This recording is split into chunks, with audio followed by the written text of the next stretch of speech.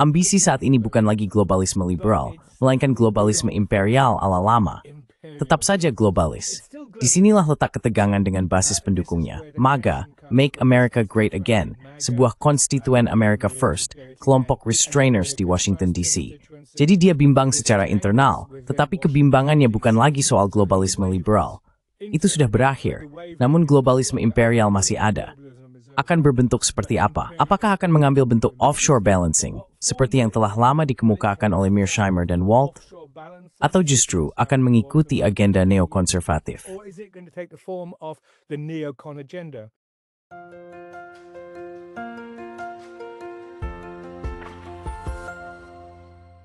Hello everybody, this is Pascal from Neutrality Studies. Halo semuanya, saya Pascal Lotas dari Neutrality Studies. Dan hari ini saya berbicara dengan Dr. Richard Sakwa, seorang profesor emeritus di University of Kent. Profesor Sakwa mempelajari di antara isu-isu lainnya, perkembangan politik di Rusia, politik internasional, dan multipolaritas. Ia adalah penulis buku yang sangat insightful, The Lost Peace, How the West Failed to Prevent a Second Cold War. Inilah yang ingin kita bahas hari ini. Jadi Richard, selamat datang. What we want to discuss today. So Richard, welcome. Mais dispi. Richard, you are one of the... Richard, Anda adalah salah satu orang yang sudah lama mengatakan bahwa kita telah menyia-nyiakan peluang luar biasa untuk perdamaian di tahun 90-an, dan bahwa begitu banyak kesalahan telah dibuat, terutama terkait dengan Rusia. Mari kita mulai di tahun 2023, saat kita berbicara hari ini pada 26 September. Bagaimana Anda menafsirkan perubahan sikap terbaru, atau katakanlah ledakan emosi, Presiden AS tentang Ukraina? Seolah-olah, oke, Ukraina, pergilah dan berperang.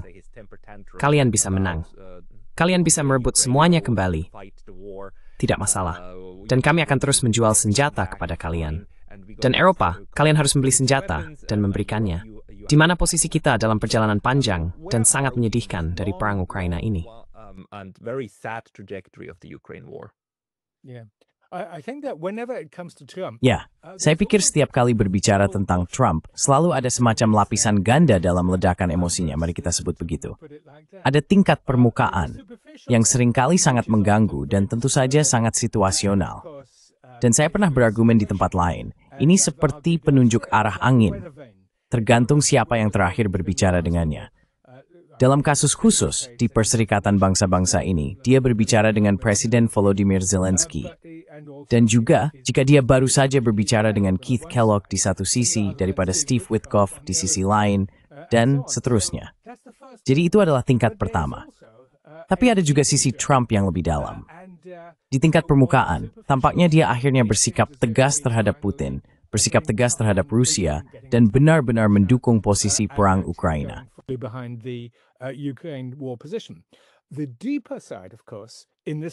Sisi yang lebih dalam tentu saja, dalam kasus ini, seperti dalam banyak kasus lainnya, adalah bahwa kenyataannya bisa jadi justru sebaliknya. Gagasan di sini adalah Eropanisasi perang ini, bahwa meskipun, seperti yang Anda tahu, Trump selalu mengatakan ini adalah perangnya Biden, pada kenyataannya, perang ini sangat menjadi perangnya Trump. Dan dia sebenarnya tidak ingin hal itu terjadi karena berbagai alasan. Dia lebih memilih untuk berperang di tempat lain, seperti melawan Venezuela atau mungkin di Palestina. Jadi cukup jelas bahwa dalam arti tertentu, tingkat yang lebih dalam adalah, oke, kalian orang Eropa, kalian ingin perang ini terus berlanjut. Dan hal ini harus dilihat bersamaan dengan pernyataannya belum lama ini, di mana dia mengatakan bahwa semua negara NATO, bukan Uni Eropa, tapi negara-negara NATO, harus memotong impor energi dari Rusia menjadi 1% pada China dan India jika mereka terus mengambil energi Rusia dan pasok energi minyak lainnya.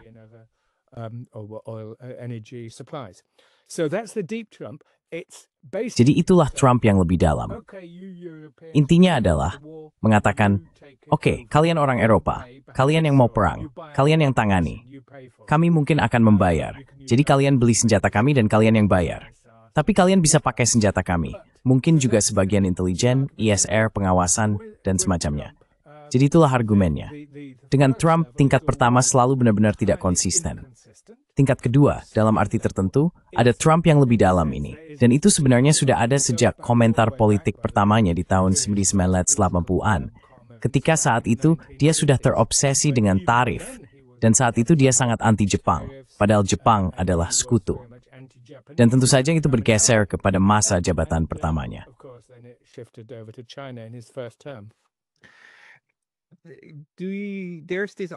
Ada argumen-argumen seperti ini di luar sana. Salah satu argumen yang paling menonjol dikemukakan oleh YouTuber lain, Brian Berletik, adalah bahwa secara keseluruhan yang bisa kita pastikan adalah adanya kesinambungan agenda. Amerika Serikat akan terus mendorong kebijakan hegemonik, mengendalikan planet ini kurang lebih, dan kemudian mereka sesekali menemui jalan buntu. Yang kemudian terjadi adalah mereka hanya mengisi ulang dan mencoba lagi, sambil pura-pura tertarik untuk benar-benar membangun kembali hubungan mereka. Ia paling terkenal mengingatkan kita tentang tombol reset besar, yang secara fisik ditekan Hillary Clinton bersama Tuan Lavrov selama masa jabatannya sebagai Menteri Luar Negeri. Lalu ada aliran pemikiran lain yang mengatakan, dan aliran ini mengatakan, bahwa apa yang kita lihat sekarang hanyalah versi terbaru dari hal tersebut.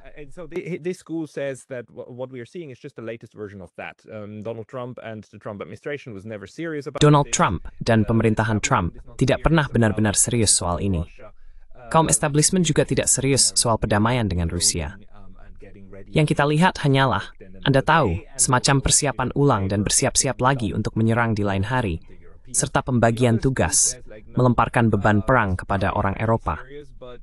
Kelompok lain mengatakan tidak, Trump sebenarnya serius, tapi mungkin dia tidak mampu mewujudkannya karena terjebak dalam berbagai hal, dan dia memang tidak mampu memenuhi janji seperti, saya akan mengakhiri perang dalam 24 jam.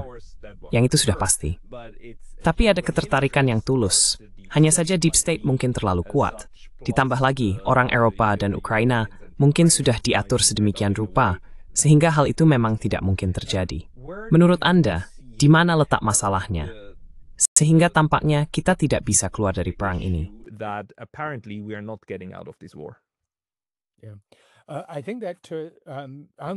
Saya rasa untuk menjawab itu, kita perlu melihat gambaran yang lebih besar, seperti yang dilakukan Joachim Bellish, dan yang juga saya coba lakukan dalam pemikiran dan pekerjaan saya belakangan ini tentang topik ini. Argumen dasar saya hari ini adalah bahwa, dalam gambaran besar, sejak tahun 1945, Amerika Serikat telah menjalankan apa yang saya sebut globalisme liberal. John Mearsheimer dan Walt Nutter berpendapat bahwa setelah Tama Besmilan, ini disebut hegemoni liberal. Dan tentu saja, Iken Berry dan lainnya menyebutnya tatanan internasional liberal, dan sebagainya. Tapi, mari kita sebut saja globalisme liberal.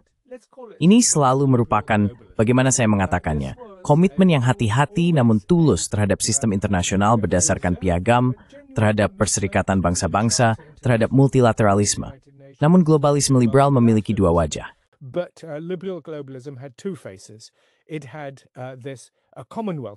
Wajah persemakmuran itu adalah menyediakan barang publik.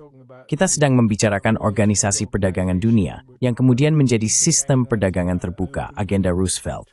Tapi sisi keduanya adalah imperialisme, seperti yang baru saja Anda sebutkan, hegemoni, dominasi, dan sebagainya. Dan itu selalu ada. Senat AS tentu saja tidak akan pernah meratifikasi perjanjian PBB pada tahun 1945, sama seperti yang mereka lakukan pada tahun 1919, jika itu benar-benar akan membatasi kebebasan manuver AS dan memang dominasi jelas seperti pada tahun 1945. Jadi kita punya globalisme liberal di satu sisi, keterlibatan, membangun aliansi, dan semacamnya. Dan Trump, sekali lagi, mari kita kembali ke Trump yang mendalam ini. Dia tidak muncul begitu saja, entah dari mana.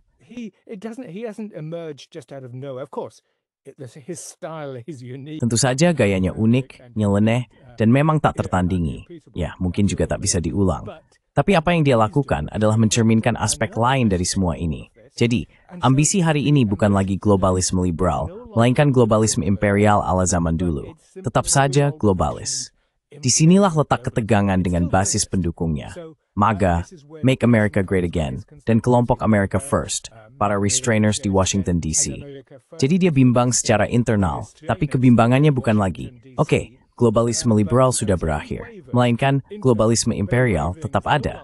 Akan berbentuk seperti apa? Apakah akan mengambil bentuk offshore balancing, seperti yang telah lama dikemukakan Mearsheimer dan Walt, atau akan mengambil bentuk agenda neokonservatif?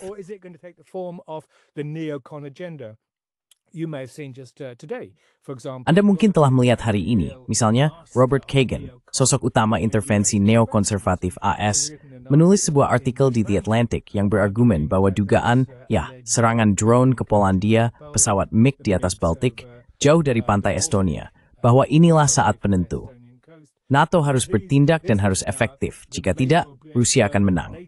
Jadi, Anda punya kelompok neokon yang mengatakan hal ini, dan Anda juga punya kelompok Trumpist America First. Jadi, dalam arti tertentu, inilah kerangka di mana kita bisa mengkaji peristiwa-peristiwa terbaru ini. Dan saya pikir penting untuk melakukannya. Kalau tidak, semuanya memang tidak masuk akal. Dan tentu saja begitu banyak hal di dunia saat ini memang tidak masuk akal. Mengapa kita membutuhkan perang-perang ini? Mengapa kita membutuhkan militerisme yang terus-menerus, dan sebagainya. Dan memang, mengapa tidak mengakhiri, seperti yang dicoba Trump, perang di Ukraina? Ya, tapi yang sedang bukan? Yeah, but this is what we are trying to understand, right? Because there's this one possibility which... Karena ada satu kemungkinan, yaitu orang-orang yang berkuasa sebenarnya hanyalah pembohong. Bukan, mereka memang berbohong. Maksud saya, mereka benar-benar didorong oleh keinginan untuk mendominasi dan berkuasa. Dan mereka sangat rela mencapai itu, meskipun harus mengorbankan jutaan nyawa, bukan? Dan mereka berbohong di depan kita ketika mereka mengatakan bahwa itu bukan yang mereka cari. Hal lainnya adalah, kita mungkin secara struktural terjebak dalam sebuah sistem yang tidak memungkinkan kita untuk keluar. Setidaknya dengan tatanan yang ada saat ini, dari kekerasan yang dihasilkan oleh sistem tersebut. Dan dalam arti tertentu, argumen John Mearsheimer memang seperti itu, bukan? Tragedi politik kekuatan besar.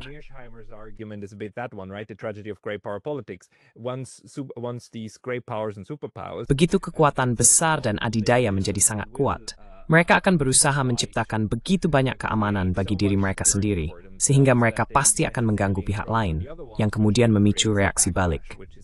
Begitulah juga dia menafsirkan situasi. Perang di Ukraina, bukan? Dia tidak melihatnya dari sudut pandang apa yang boleh dan tidak boleh dilakukan Rusia. Lebih kepada, apa yang secara jelas akan dilakukan Rusia, karena kekuatan besar memang bertindak seperti itu. Dan bagi Amerika Serikat, adalah pendekatan yang masuk akal untuk mencoba mendominasi Eropa sepenuhnya. Tetapi dengan melakukan itu, Anda memicu dilema keamanan, dan pada akhirnya, Anda menghancurkan keamanan untuk semua orang. Dalam hal ini, Anda berpihak pada siapa? Bagaimana Anda melihat posisi kita saat ini? Situasi yang sedang berlangsung, dan kemana arahnya? Apakah ini soal sistem?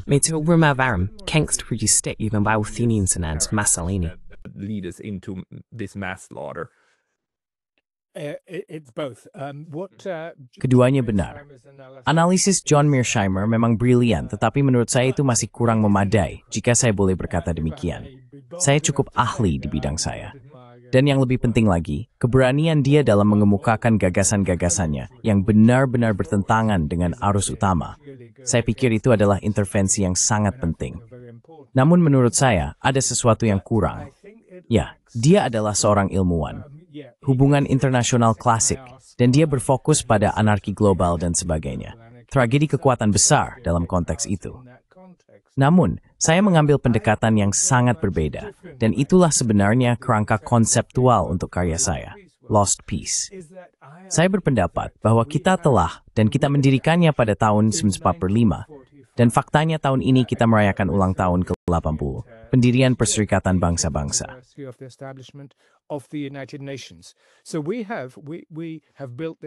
Jadi kita telah membangun sistem internasional piagam ini, dan piagam itu sendiri, seperti yang dijelaskan oleh rekan saya Biljana Vankovska, adalah salah satu dokumen paling gandian dalam sejarah manusia.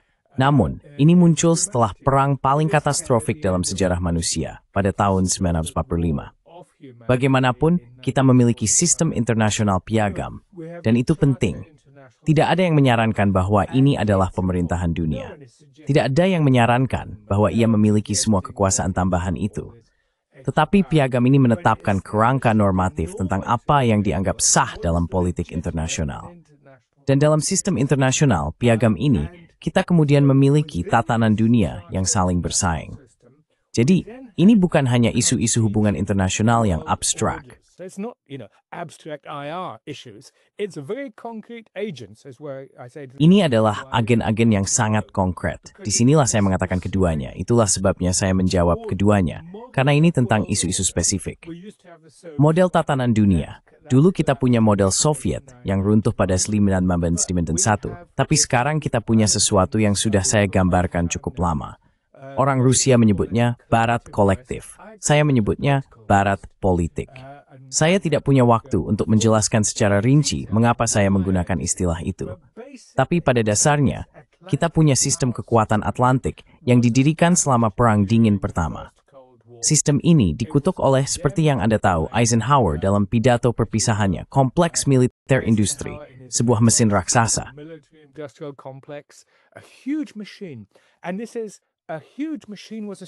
Dan mesin besar ini didirikan untuk melawan salah satu ancaman terbesar bagi apa yang disebut Barat, dalam bentuk Uni Soviet. Bukan hanya kekuatan geopolitik, tetapi juga kekuatan ideologis. Sosialisme revolusioner, komunisme, sebut saja apapun, yang tentu saja memiliki implikasi domestik yang besar, seperti yang akan dengan senang hati dijelaskan oleh J. Edgar Hoover sebagai kepala FBI.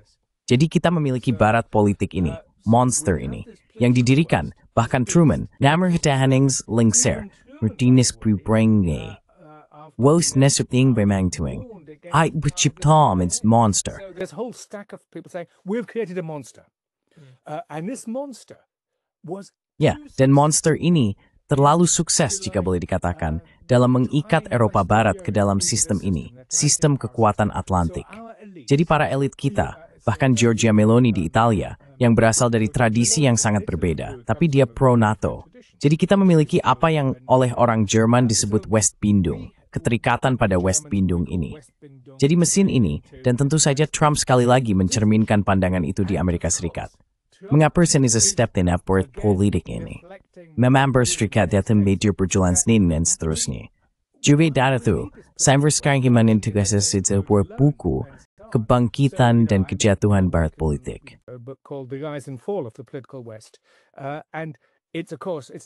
Dan tentu saja, sekarang semuanya mulai goyah di ujungnya. Tapi bukan hanya mereka berbohong. Mereka berbohong tanpa henti. Mereka benar-benar tidak jujur.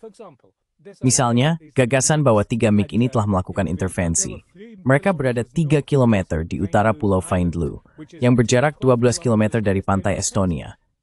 Dan Kagan, dalam artikelnya di The Atlantic, mengatakan serangan itu terjadi di wilayah Estonia. Itu bohong. Paling tidak, itu menyesatkan. Itu kebohongan di itu. Jadi, di Inggris, kami pujikum. Jadi saya katakan, mungkin dia keliru soal itu.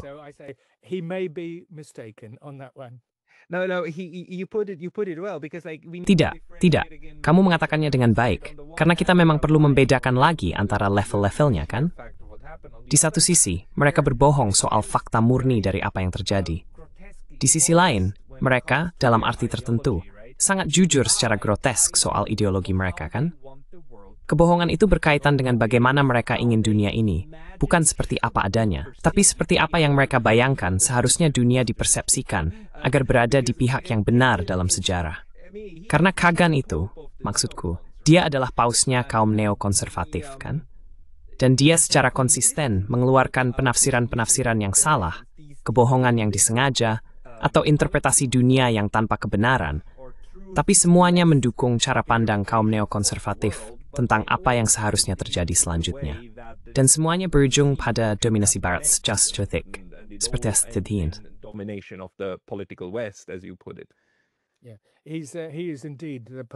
Dia memang adalah paus, uskup agung Canterbury, dan semua orang, Grand Mufti dari kaum neokonservatif. Benar sekali.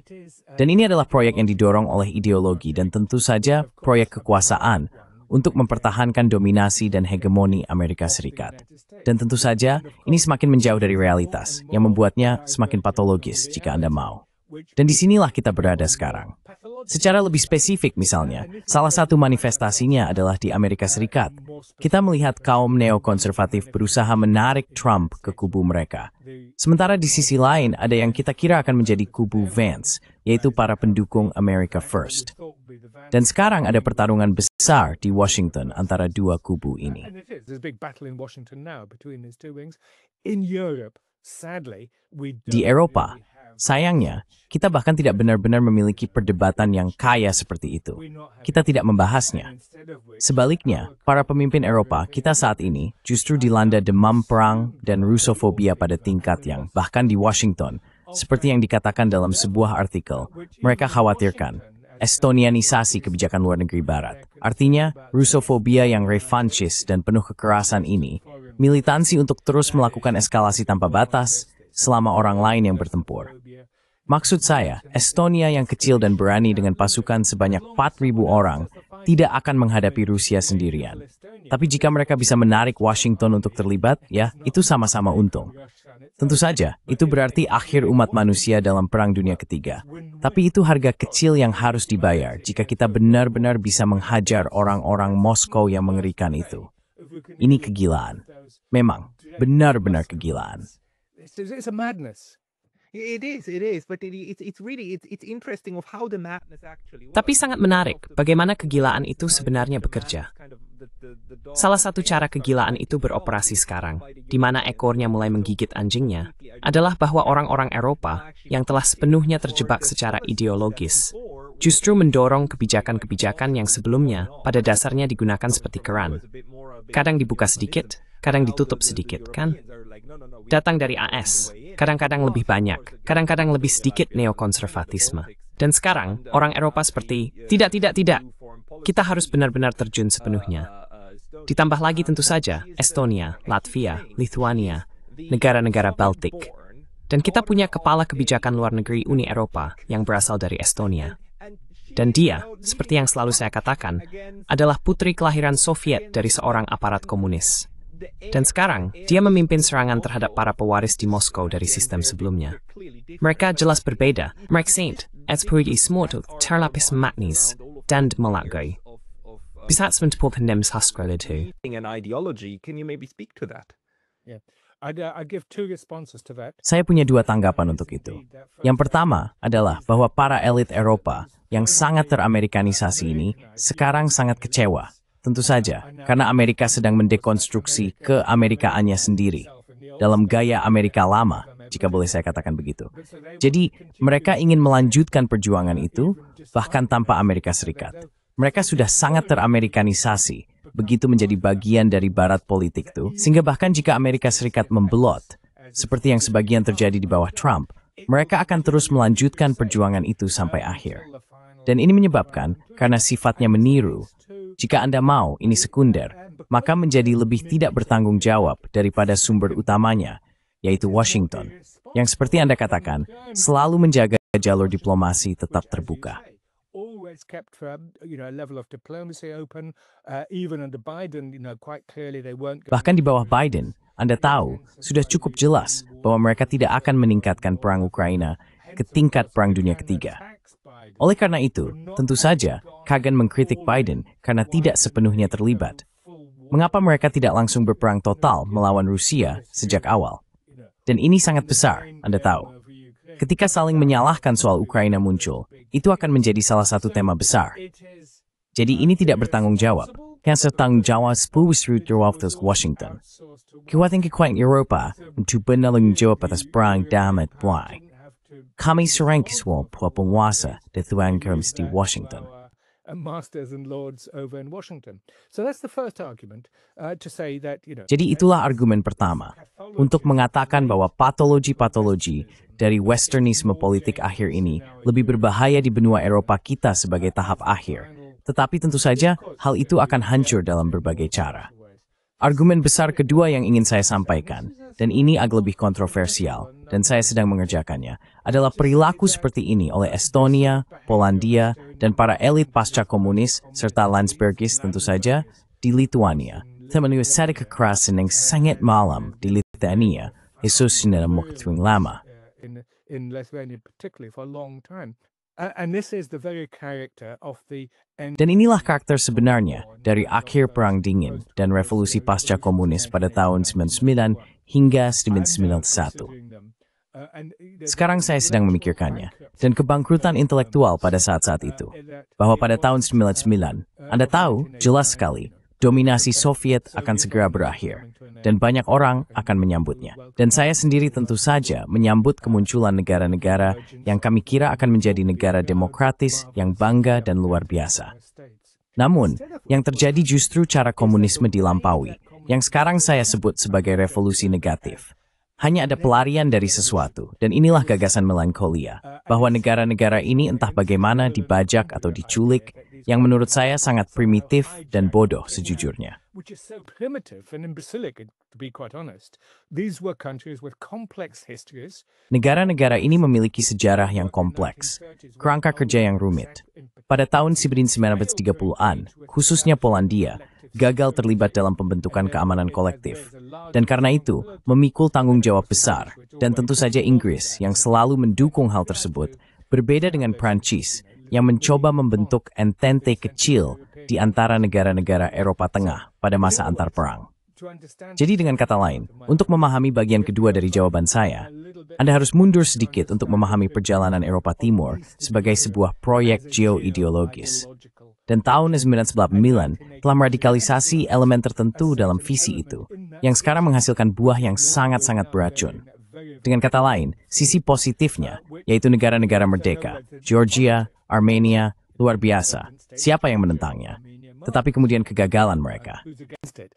But then their failure, and because the political West continues, Dan karena penaklukan yang dianggap baik itu terus berlanjut, yang merupakan bagian dari kebijakan-kebijakan bencana pada masa pra-perang, ini bukan sekadar perang dingin baru. Ini adalah kegagalan bahkan dari entente dan keamanan kolektif serta keterlibatan diplomatik yang tepat. Jenis yang menjadi inti dari sistem internasional piagam, internasionalisme berdaulat. Artinya, ada negara-negara berdaulat, tetapi mereka bersatu melalui diplomasi, melalui dialog, melalui multilateralisme untuk membangun hubungan yang stabil di antara mereka. Sistem internasional piagam, prinsip pertamanya adalah, dan tentu saja diikuti oleh banyak hal lain, tidak melakukan intervensi dalam urusan negara lain, serta kerangka kerja untuk multilateralisme. Itu tidak berarti melepaskan nilai-nilai normatif dan hak asasi manusia. Tentu saja tidak. Tapi bagaimana cara melakukannya? Itulah pertanyaannya. but how you do it is the question. Yeah, and currently it seems to me. Ya dan, kamu tahu, saat ini menurut saya, maksud saya, belakangan ini saya mulai memikirkan apa yang sedang coba diterapkan oleh Amerika Serikat, dan mungkin juga Barat, secara politik. Bukan lagi gagasan tentang lingkup pengaruh, tapi lingkup campur tangan. Seolah-olah ada hak, terutama bagi Amerika Serikat, untuk ikut campur dalam urusan dalam negeri negara lain, melalui cara-cara yang sangat canggih yang telah mereka kembangkan selama ini, termasuk seluruh jaringan LSM dan pendanaan melalui NAD dan USAID dan sebagainya, serta mencampurkan, kamu tahu, pengaruh langsung di media dan masyarakat dengan proyek-proyek yang tampak baik, kan, untuk membantu negara-negara menjalankan proyek masyarakat sipil. Dan sebagian dari proyek itu memang baik. Civil society projects, and some of them are fine. I mean, USAID has fine projects in order. Maksud saya, USAID memang memiliki proyek-proyek yang baik untuk membantu para petani di Paraguay. Itu benar adanya. Tapi mereka juga punya media dan sebagainya, perangkat pengaruh. Dan dalam arti tertentu, ini adalah pertanyaan tentang seberapa jauh pengaruh itu bisa berjalan, dan sampai di mana jangkauannya. Dan dalam kasus Ukraina, kita rela berperang bersama orang Ukraina, hingga kematian orang Ukraina dan Rusia. Lewat lebih sampai expats remake office direct sempat tumeni menguntungkan SES dan terus ia merugikan Rusia. Tapi gagtan diberi hak spafuk camtan. Bagaimana Borisov? To intervene. How do you see that one? Yeah, just on USAID and all the other. Terkait USAID dan semua lembaga kemanusiaan lainnya, menurut saya USAID adalah contoh klasik dari gabungan yang baik, yang buruk, dan yang jelek.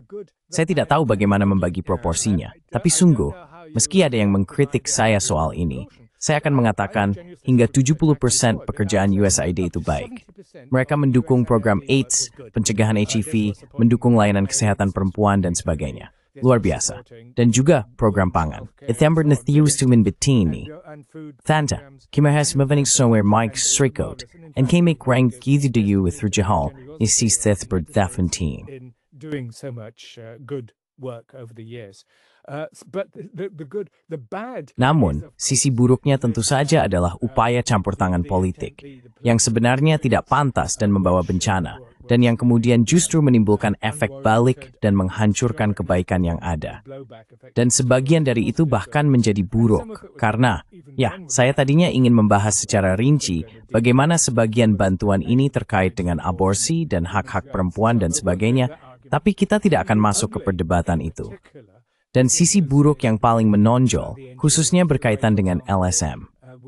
Misalnya, kita tahu meskipun angkanya diperdebatkan, di Georgia yang kecil, negara dengan sekitar 3 juta penduduk, ada hampir 30.000 LSM. Nah, itu maksudnya apa? Ada jaringan yang sangat padat.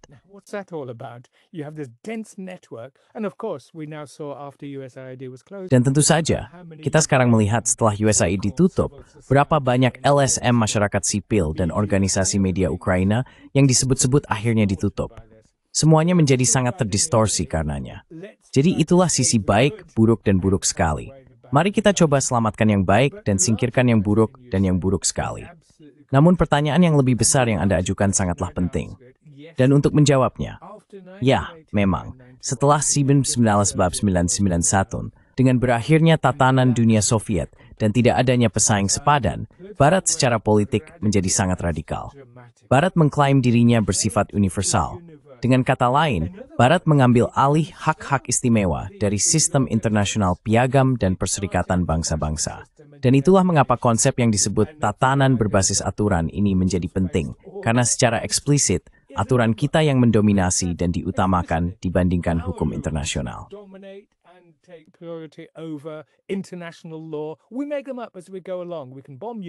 Kita membuat aturan seiring berjalannya waktu. Kita bisa mengebom Yugoslavia kapanpun kita mau. Kita bisa secara ilegal menginvasi Irak pada tahun 2003 bersama koalisi Anglo-Saxon. Tapi kita membuat aturan sambil berjalan.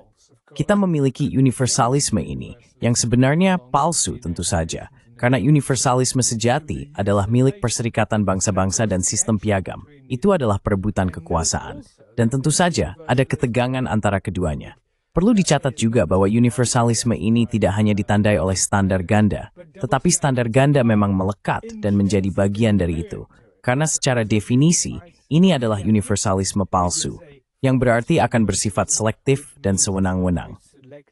Kita mendukung pembunuhan massal, bukan mendukung, tapi secara efektif melegitimasi, di Gaza atau sebelumnya di Arab Saudi, karena mereka adalah sekutu kita.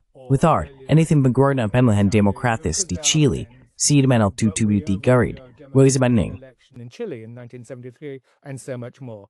And of course it radicalized after 1989. Dan tentu saja hal ini menjadi semakin radikal setelah 1989. Apa yang sebelumnya hanya terjadi sesekali menjadi sistemik setelah 1991. Dan sekarang kita hidup dengan konsekuensinya. Gagasan bahwa negara-negara harus memilih apakah kalian bersama kami atau melawan kami mengulangi logika perang dingin yang paling dangkal. Barat politik adalah sebuah entitas yang menegakkan hal ini. Mereka bahkan tidak puas hanya dengan menciptakan perang, konflik, dan perpecahan di Eropa. Sekarang mereka ingin menyebarkan manfaat luar biasa ini secara internasional ke kawasan Asia Pasifik, dengan menargetkan tidak hanya Tiongkok tetapi juga pada kenyataannya memprovokasi konflik atas Taiwan. Kita sudah melihat itu sebelumnya.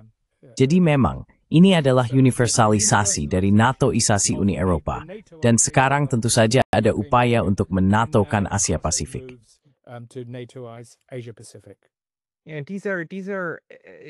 Ini adalah strategi konfrontasi murni, bukan? Maksudnya adalah permainan zero sum. Ini akan menjadi milik kita atau milik mereka, bukan? Anda kehilangan semua ruang konseptual untuk sesuatu yang pada tahun 1990-an masih kita miliki dengan visi tentang rumah Eropa bersama. Seperti yang dikatakan Gorbachev, Bush punya versi yang sedikit berbeda. Itu adalah Eropa yang utuh dan bebas. Remato Thues bebas. Of the matter si Bush moine mains. And we have to get into this. Dan kita harus membahas ini. Kita harus masuk ke dalam topik ini. Tapi izinkan saya bertanya dulu, dari mana asalnya semua ini? Karena, maksud saya, Anda bilang ini adalah logika perang dingin. Tapi kita menemukan logika seperti ini setiap kali ada konflik besar. Terutama, jika kita melihat sejarah Eropa, kita selalu menemukannya.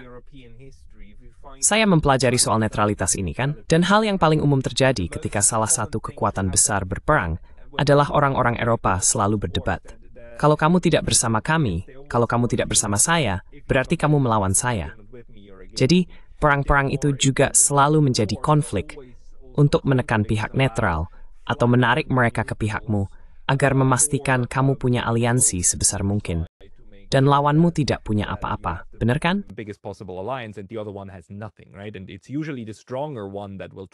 Dan biasanya, pihak yang lebih kuatlah yang akan berusaha menundukkan pihak netral.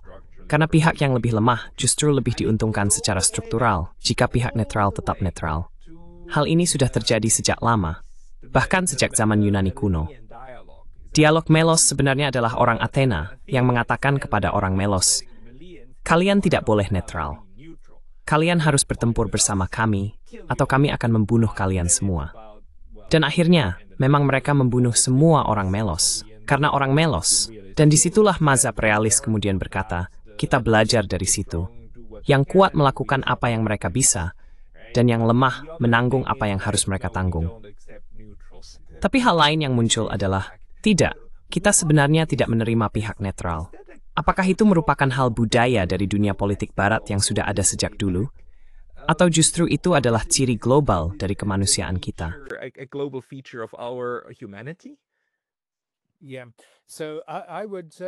Jadi saya akan mengatakan bahwa, pertama-tama, mengenai Perang Dingin, Anda benar sekali bahwa, meskipun kita bisa mengidentifikasi beberapa patologi yang terkait dengan perilaku Perang Dingin, tidak pernah bisa dikatakan bahwa konsep Perang Dingin mencakup segala hal dalam politik internasional, atau bahkan bahwa konsep itu berlaku untuk konflik seperti Palestina.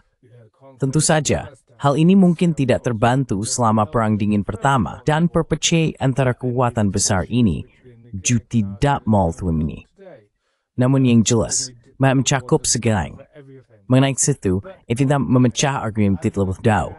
Kita melihat barat politik ini, yang menurut saya, alam dunia. Ini adalah sesuatu yang mau jelas.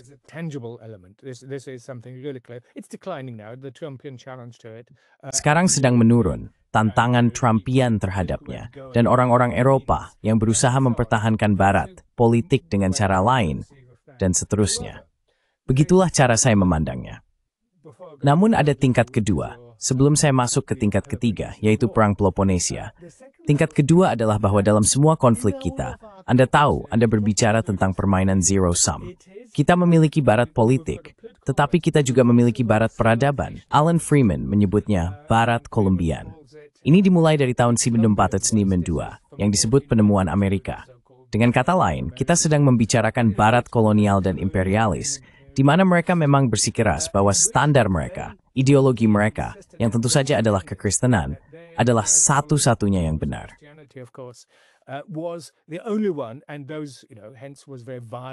Dan itu, Anda tahu, oleh karena itu adalah pemaksaan yang sangat keras, Anda tahu, terhadap suku Maya, Aztec, dan sebagainya, serta masyarakat adat di seluruh dunia. Jadi ini, dan tentu saja banyak dari ini dilakukan dengan dalih positif, seperti yang Anda katakan, misi peradaban. Inilah yang kami lakukan. Kami membawa pencerahan. Dan tentu saja dalam bentuk yang berbeda, barat politik ini melakukan hal yang sama. Dan selama Perang Dingin, kami berada di pihak yang benar dalam sejarah, seperti yang Anda sebutkan sebelumnya. Semua argumen itu. Namun ada patologi yang lebih dalam pada barat peradaban ini. Dan memang, kemudian saya berada dalam perdebatan yang berbeda, yang sedang saya coba kerjakan. Apakah jenis modernitas ini, modernitas barat, yang memiliki unsur konflik di dalamnya, yang sangat berbeda dari jenis modernitas yang diajukan oleh teman-teman kita di India dan Tiongkok saat ini, dan Indonesia, serta begitu banyak negara lain. Banyak negara Afrika juga mengatakan hal ini, bahwa modernitas barat ini, secara definisi seperti yang Anda katakan, adalah zero sum. Tidak ada ruang untuk netralitas, tidak ada ruang untuk visi perdamaian dan pembangunan, seperti yang tertanam dalam sistem internasional piagam. Jadi ini dan tentu saja pada puncak imperialisme liberal, John Stuart Mill dan sebagainya, bahwa kita harus menggunakan tindakan keras untuk, Anda tahu, imperialisme liberal dan seterusnya.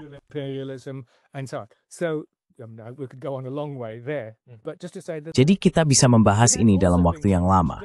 Namun, perlu dikatakan bahwa hal ini juga sedang ditantang hari ini.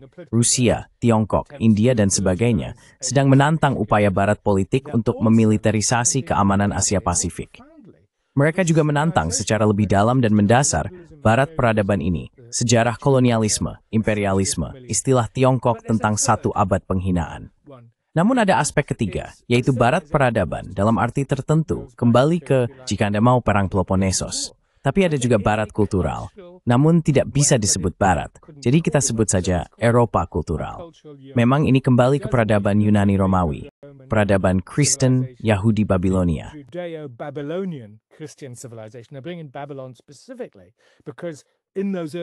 Saya menyebut Babilonia secara khusus karena pada masa awal sekitar 2000 tahun yang lalu, Babilonia Persia tentu saja ada kenaikan pajak dan sebagainya.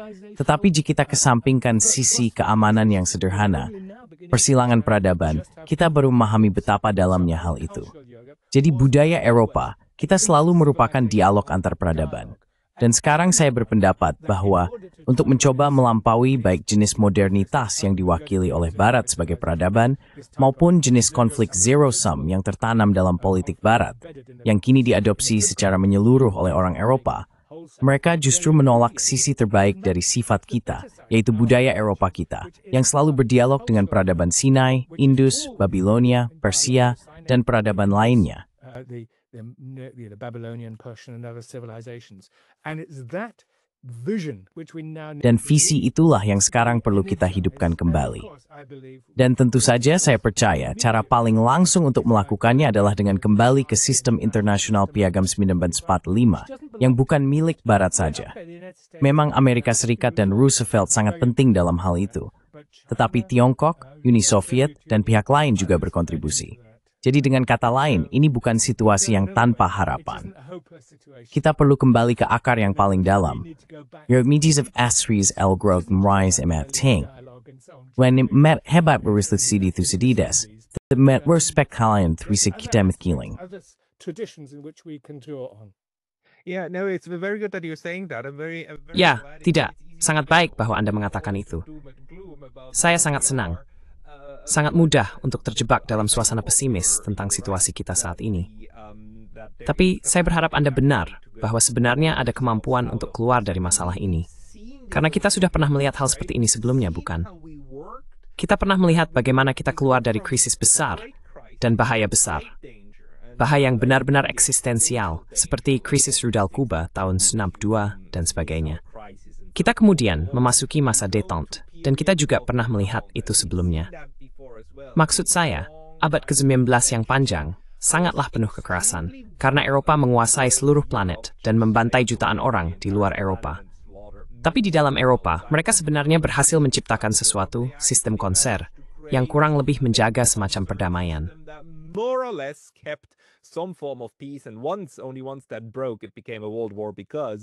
Dan ketika hanya sekali itu pecah, hal itu menjadi perang dunia, karena koloni-koloni yang negara-negara mengerikan ini kumpulkan di berbagai tempat.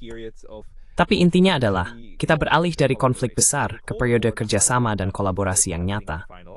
Dan pada masa Perang Dingin, puncaknya tentu saja adalah Helsinki Final Act pada tahun 1975. 5 tahun proses CSCA.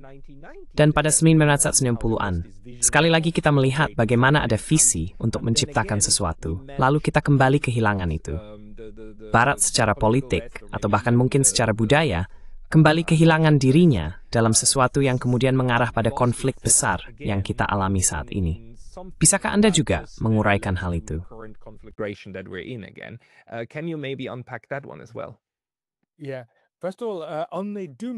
Pertama-tama, mengenai pesimisme berlebihan. Memang ada bahaya bahwa hal itu bisa menjadi ramalan yang terpenuhi dengan sendirinya. Kita selalu kembali, dan saya sudah melakukannya selama beberapa dekade, pada optimisme kehendak dan pesimisme intelektual ala Gramsci. Dan saya pikir, kita sebagai intelektual memiliki tanggung jawab, kebetulan, dan terutama dalam bidang pekerjaan kita di urusan publik, bahwa Anda tahu tugas kita. Maksud saya, ini memang normatif. Anda bisa bilang begitu, tapi juga etis adalah bahwa harus ada etika dalam ilmu politik dan ilmu sosial. Sayangnya tentu saja, jika kembali ke Weber, ada perbedaan antara nilai dan fakta. Tapi Anda tahu saya selalu mempertanyakan perbedaan itu.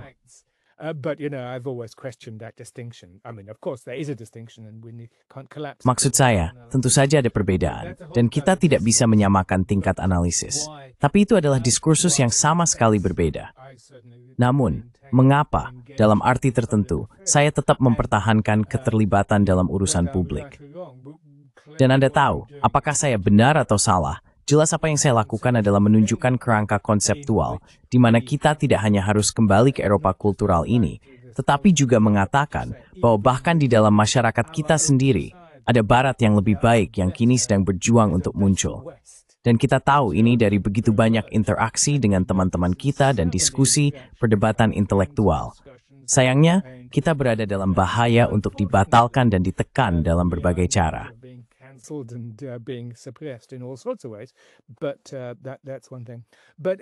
Tapi itu satu hal. Namun seperti yang Anda katakan, dalam perspektif yang lebih panjang, pertanyaan takkan bahwa, seperti yang Anda katakan, semua ini kini telah berpadu dalam pusaran yang sangat berbahaya. Masalahnya, Perang Dingin pertama relatif mudah dipahami. Itu adalah pertarungan geopolitik dan ideologis antara komunisme dan kapitalisme dan sebagainya. Memang tidak sepenuhnya seperti itu, tapi setidaknya itu adalah cara untuk memahaminya. Jadi, apa isu besar saat ini? Dan inilah mengapa, ketika kita memiliki seseorang seperti Michael McFaul dengan bukunya yang baru tentang otokrasi versus demokrasi, yang sebenarnya hanya pengulangan permainan lama dengan istilah baru, menurut saya itu secara intelektual sudah bangkrut. Dan tentu saja itu militerisme.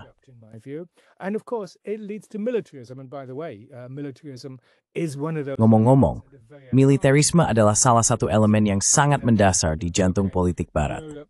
Anda tahu, Eropa bisa dibilang melakukan demilitarisasi setelah berakhirnya Perang Dingin. Mereka menikmati dividen perdamaian itu. Washington tidak pernah senang dengan hal itu. Dan hari ini, militerisme itu kembali dengan sangat kuat, tepat pada saat, dan saya akan langsung ke intinya. Apa sebenarnya inti konflik kita dengan Rusia? Konflik Barat dengan Rusia. Apakah ini ideologis? Apakah ini soal wilayah? Atau tentang visi itu? Dan karena itu kita kembali ke perdamaian yang hilang, bahwa setelah tahun 1989, kita sebenarnya bisa dengan mudah membangun kerangka kerja untuk perdamaian dan pembangunan, jika saja kita bisa. Ada beberapa elemen. Salah satu yang utama adalah, seperti yang Anda sebutkan, rumah bersama Eropa.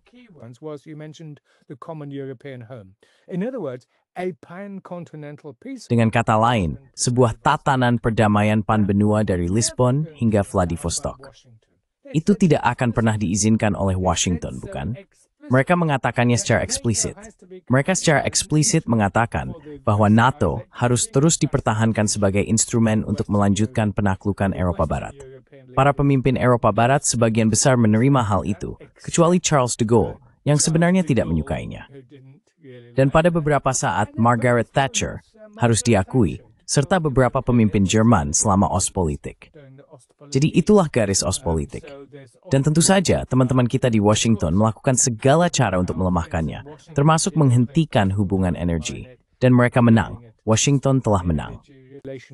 And so they're winning. Washington has won, but unfortunately it's not the liberal globalists who are having... Tapi sayangnya, bukan para globalis liberal yang menikmati kemenangan, melainkan teman kita Donald J. yang memetik hasilnya, membuat Eropa melakukan apa yang mereka inginkan. Militerisasi, pembicaraan tentang 5% ini benar-benar gila. Militerisasi, konflik permanen dengan Rusia, ketergantungan energi pada Amerika Serikat, deindustrialisasi, sehingga Eropa menjadi kekuatan permanen sebagai sayap bawahan dalam pertarungan melawan kekuatan Asia, Tiongkok, dan India. Dari perspektif Washington, ini adalah kemenangan di semua sisi. Dari perspektif Eropa, ini benar-benar bencana. Dan sangat sedikit suara di Eropa yang mengartikulasikan logika internasionalisme sosial yang sejati, pasca komunis, pasca Perang Dingin. Di mana gerakan perdamaian kita? Genuine sovereign internationalism. Where are our peace movements? Where are all these visions of change? Yes. Di mana semua visi perubahan ini? Ya ada di pinggiran. Di Jerman ada upaya untuk mendirikan partai baru. Di Inggris ada partai Anda, Corbyn dan Zara Sultana. Dan Anda melihatnya di sana-sini, di berbagai tempat. Tapi ini sangat kompleks. Di mana perdamaian ini? Agenda pankontinental ini? Dan tentu saja, Rusia kini diposisikan sebagai musuh eksistensial abadi. Itu tidak benar. 150 juta orang di Rusia saat ini, pada dasarnya adalah orang Eropa, dengan nilai-nilai yang sama, kode moral yang sama, dan dalam beberapa hal lebih toleran dan lebih terbuka. Tentu saja, rezimnya adalah hal yang berbeda, dan itu perdebatan lain. Tapi gagasan bahwa mereka adalah musuh eksistensial Eropa dan Baratik sama sekali tidak benar.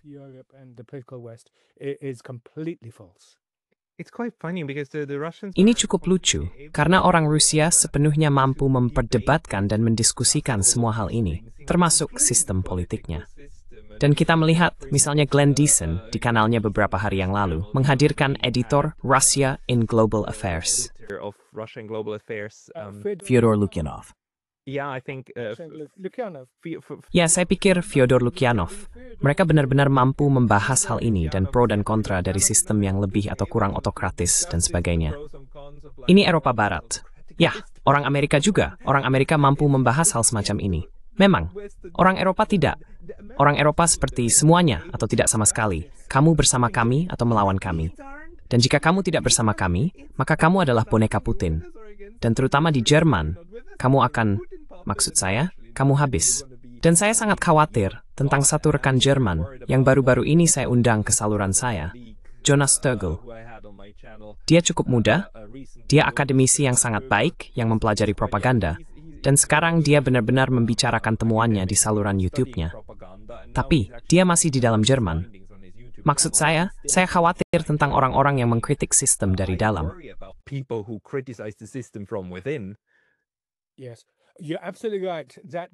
Ya, Anda benar sekali bahwa ruang publik di Amerika Serikat sangat dinamis. Ada perdebatan besar, ada begitu banyak hal baik yang terjadi.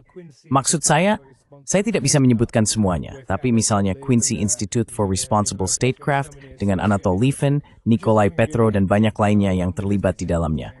Yang benar-benar James Corden, maksud saya daftarnya tidak ada habisnya. Dan di Rusia juga, perdebatan sangat terbuka. Maksud saya telah, hanya ingin mengatakan, saya telah terlibat dengan Valdai Club selama bertahun.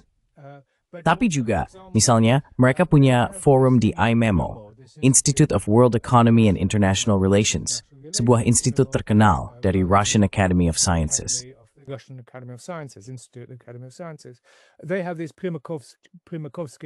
Mereka memiliki diskusi Primakov, dan saya hadir pada bulan Juni, dan perdebatan yang terjadi sangat luar biasa, benar-benar tak bisa dipercaya.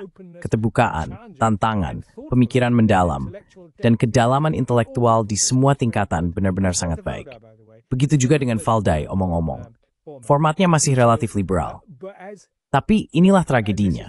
Diskursus kita, ruang publik kita di Inggris dan di Eropa secara umum, benar-benar terkikis, benar-benar tumpul. Dan memang, kita telah didesak ke sudut-sudut. Dan mereka yang benar-benar berani untuk bersuara, saya takkan. Dan saya wajar pemerintah sekejap, kasus kontraterorisme telah buka terhadap saya secara pribadi. Isu ya? Ya, jadi sekarang saya sedang diselidiki oleh apa yang dulu disebut Special Branch di Kementerian Dalam Negeri. Tapi siapa yang tahu, kita bahkan tidak bisa menyebutkan nama lembaga yang memulai ini sekarang. Semuanya begitu samar dan tidak jelas, karena saya terlibat dalam pembicaraan media di Rusia dan di Tiongkok, karena saya akan ke Tiongkok dalam beberapa minggu ke depan.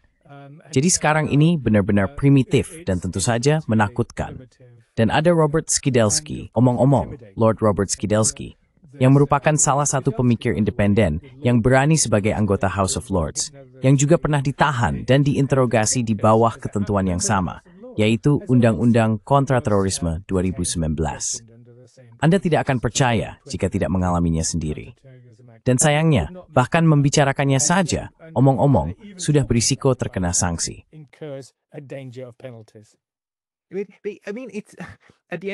Maksud saya, pada akhirnya, ini tentu saja merupakan tanda kelemahan. Sistem yang kuat tidak perlu membungkam para pengkritiknya, bukan? Karena sistem yang kuat bisa menertawakan atau mengabaikan mereka.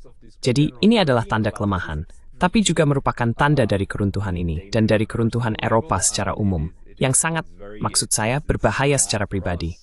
Dan sangat disayangkan bagi kita yang tinggal di atau memiliki keluarga di Eropa. Apakah Anda melihat ada tanda-tanda? Karena kami juga optimis, kami tidak ingin sepenuhnya menyerah pada optimisme. Apakah Anda melihat tanda-tanda bahwa ini entah bagaimana bisa membaik? Bagi saya saat ini, apa yang terjadi dengan Palestina, dan sebenarnya protes massal ini, serta sekarang reaksi paksa dari negara-negara barat terhadap hal itu, bagi saya itu adalah tanda pertama bahwa beberapa hal tidak bisa sepenuhnya diabaikan lagi.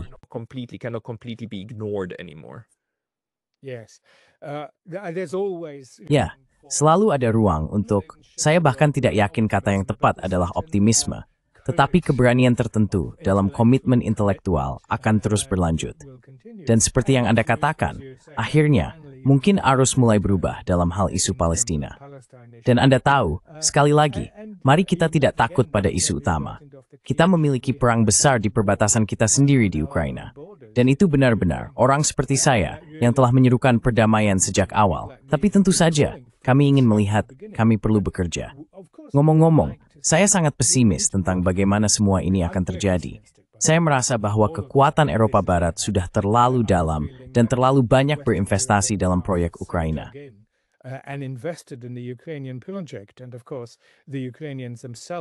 Dan tentu saja orang-orang Ukraina sendiri telah menekan suara-suara alternatif di dalam komunitas politik mereka sendiri dengan sangat efektif sehingga mereka tidak mampu melakukannya. Tapi Anda tahu, bisakah kita kembali? Karena pada tahun 1945 kita memiliki garis besar tatanan dunia yang lebih kooperatif, dan kita merusaknya, dan dalam 2 tahun kita sudah berada di Perang Dingin. Dan tentu saja, asal-usul Perang Dingin pertama sangat diperdebatkan. Dan kita kembali melakukan kesalahan pada tahun 1991 setelahnya, dengan sangat jelas karena perluasan NATO dan sebagainya.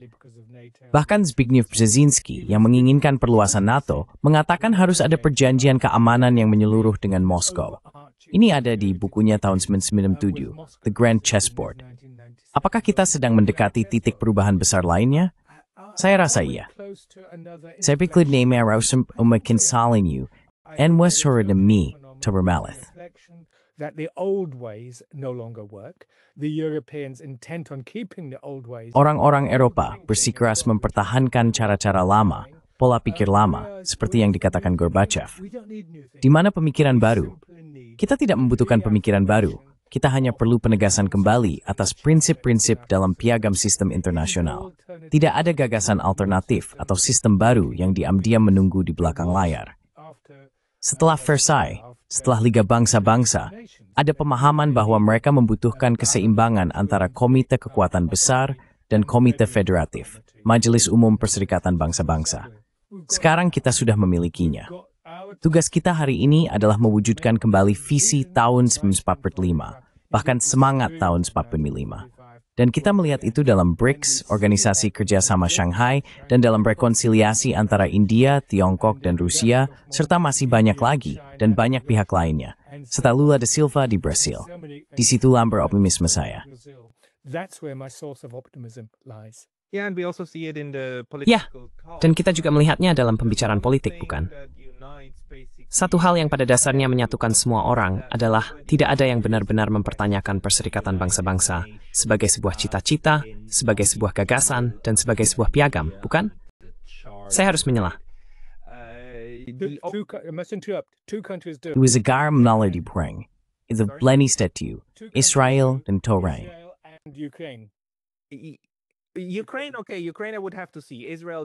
Ukraina. Oke, untuk Ukraina saya harus melihat dulu. Israel ya. Amerika Serikat menginginkan reformasi, terutama mereka ingin eskalator diperbaiki sejak minggu lalu. Teleponnya. Tapi Tiongkok dan Rusia sepenuhnya mendukung. Semua pihak lain juga mendukung. Multilateralisme adalah hal yang baik, dan inilah jalannya. Jadi semua orang sebenarnya mengakui bahwa norma-norma yang semakin berkembang dalam hukum internasional adalah hal yang baik. Itu memang multilateral dan akan pisk. Perkara seperti itu, dan di stand lain. Maaf, masih punya pemikiran lagi tentang hal ini. Riza Houti yang menentang prinsip-prinsip sistem piagam. Tidak, tidak serius. Kita tahu semua itu memiliki kekurangan. Tetapi, it's really tambah, insting with miss. Right way. Absolutely. You're absolutely right. Tepat sekali. Anda benar sekali. Itulah yang sudah saya perjuangkan selama beberapa tahun terakhir. Bahwa memang tidak ada yang menyangkal hal itu. Dan semua dokumen besar yang dikeluarkan, pernyataan bersama dengan Rusia, Tiongkok, India, semuanya, dan negara-negara global selatan, selalu merujuk pada prinsip-prinsip tahun 1945. Oleh karena itu, mereka secara implisit tongthiam tor tatwa emani rumber dan gifats perspiu sebut it's barat politin. Impartiality and universality. Yeah, they're screaming out, and especially. Ya, mereka berteriak, terutama juga negara-negara Afrika. Mulailah menepati janji-janji kalian sendiri. Hentikan omong kosong dan standar ganda kalian, dan seterusnya. Mungkin ada satu hal lagi yang ingin saya tanyakan pendapatmu, yaitu ketika kita berbicara dengan rekan-rekan seperti Radhika Desai, yang merupakan cendekiawan Marxis. Mereka menggunakan Marxisme sebagai kerangka, dan kemudian menggunakan gagasan imperialisme secara analitis, bukan hanya sebagai negara yang ingin merebut sebanyak mungkin kekuasaan, tetapi negara yang, karena asal-usul kapitalisnya, ditakdirkan untuk menjadi imperialis dan ekspansionis. Karena sistem kapitalis inilah yang kemudian mendorong dan membuatnya harus ekspansionis. Ketika kamu menggunakan istilah globalisme, pada dasarnya kamu menggunakan konsep atau penjelasan yang berbeda dari itu. Dalam analisismu, the stem strukturkoming atau struktur symposials, diktori visaraswi makhluk-makhluk status di panggung dunia. The way that these beasts have to behave on the world stage. That's a fantastic question, and I only wish I had an Itu pertanyaan yang luar biasa. Dan saya berharap punya waktu 1 jam untuk menjawabnya, karena ini benar-benar yang mendasar. Saya telah menghabiskan setengah hidup saya memang, mencoba bekerja di bidang itu. Saya sendiri berasal dari tradisi kiri, tradisi Marxis. Bahkan, baru kemarin saya menerbitkan tulisan di Canadian Dimension tentang upaya mendirikan partai baru di Inggris, partai Anda, yang merupakan upaya untuk memberikan perspektif kiri terhadap apa yang telah kita bicarakan.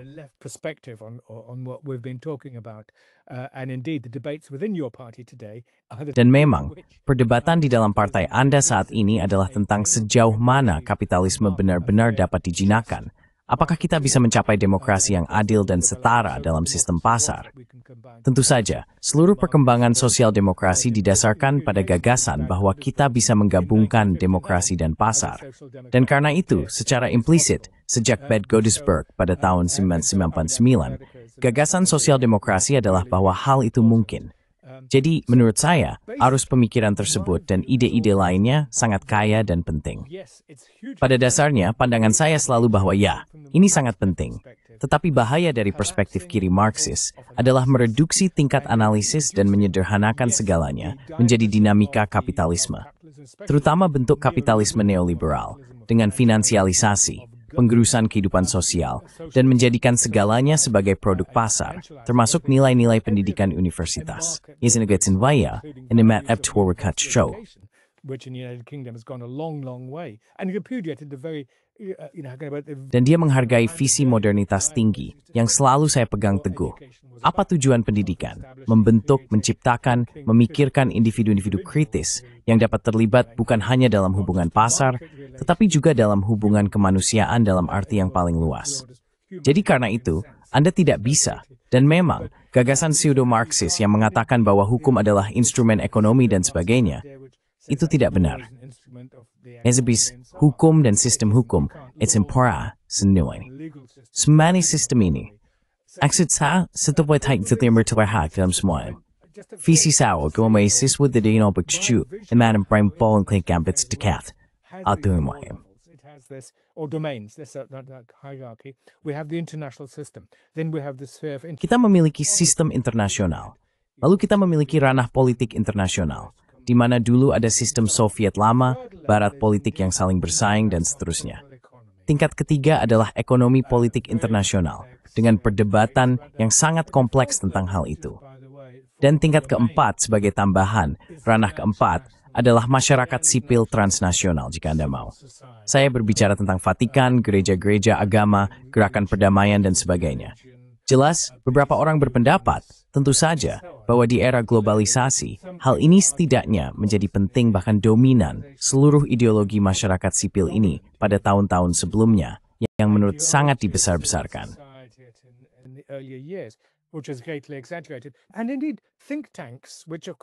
Dan memang, lembaga think tank yang tentu saja sangat banyak di ranah publik kita, dan beberapa di antaranya di Amerika Serikat sangat berbahaya, tetapi beberapa, seperti yang sudah kita sebutkan, Quincy Institute, sangat positif membentuk perdebatan publik. Di Eropa, kita punya European Council on Foreign Relations yang melakukan beberapa pekerjaan menarik. Tapi tentu saja, lembaga-lembaga ini sangat melekat dalam sistem, karena banyak di antaranya bukan lembaga analisis, melainkan lembaga advokasi. Dan tentu sini di Washington DC, saya namanya K Street, bukan. Semua lembaga advokasi, tengah tembus di sektor kompleks industri militer. So often by the military-industrial complex. Yeah, and a large part of the media too. And Ya, dan sebagian besar media juga, serta orang-orang yang bekerja di media, sebenarnya memandang diri mereka bertanggung jawab untuk menjaga jenis dialog yang benar, kan? Dan menjaga jenis ide yang benar di ranah publik. Karena jika itu tidak dilakukan, itu berbahaya. Kita sudah melihatnya dengan corona, kan? Jika Anda melaporkannya dengan cara yang salah, orang-orang akan memiliki ide yang buruk, dan kemudian semua orang akan mati. Tapi memang begitulah cara banyak orang ini memandang diri mereka sendiri. Jadi dalam hal ini, mereka sangat jujur tentang mereka lakukan. Hanya saja, ini juga cukup merugikan masyarakat. also quite hurtful to society. Well, absolutely. And of course, as we were saying earlier, Tentu saja. Dan seperti yang kita bahas sebelumnya, tingkat perdebatan intelektual dan keterbukaan terhadap ide-ide lain telah menurun. Saya pikir ini sebagian disebabkan oleh pengaruh buruk dari lembaga think tank yang didanai, dan memang kemunduran media. Lalu, tentu saja, kita bisa berargumen bahwa pergeseran dari media cetak tradisional ke media sosial, dan seterusnya, telah mengubah cara perdebatan, yang memang benar. Ya, dan kita perlu membicarakan hal ini lagi. Yeah, and we will need to talk about this again. We are reaching the 1 hour. Kita sudah mencapai 1 jam. Dan Richard, ini luar biasa. Diskusi ini sangat menarik, menghubungkan hal-hal spesifik dengan gambaran yang lebih besar. Saya sangat berharap kita bisa mengulanginya dalam waktu dekat. Jika orang-orang ingin membaca lebih banyak tulisan Anda, kemana mereka harus pergi? More from you. Where should they go? well, I'm not on social media, unfortunately, because I was. Sayangnya, saya tidak aktif di media sosial, karena dulu saya sering diserang oleh banyak troll dan sebagainya. Jadi saya pikir, mungkin seharusnya saya tidak menyebutkan ini. Halaman Wikipedia, saya terus-menerus diserang. Jadi memang sangat sulit untuk melakukan ini. Tapi mungkin sebaiknya saya katakan saja, Amazon memiliki daftar karya-karya saya yang sudah diterbitkan, dan Universitas Kent juga memiliki repositori akademik yang memuat banyak karya saya. Right, and all of your works are Benar. Dan semua karya Anda juga tersedia. Maksud saya, buku-buku Anda punya banyak sekali buku, di semua repositori terkenal secara online. Dan kita perlu berterima kasih kepada orang Rusia dan Kazakhstan untuk hal itu. Tapi Richard, kami akan mengundang Anda lagi di saluran ini. Terima kasih banyak atas waktu Anda hari ini. channel again. Thank you very much for your time today. Sain feita, siz ket hua grootsen nan ini. Het is imes.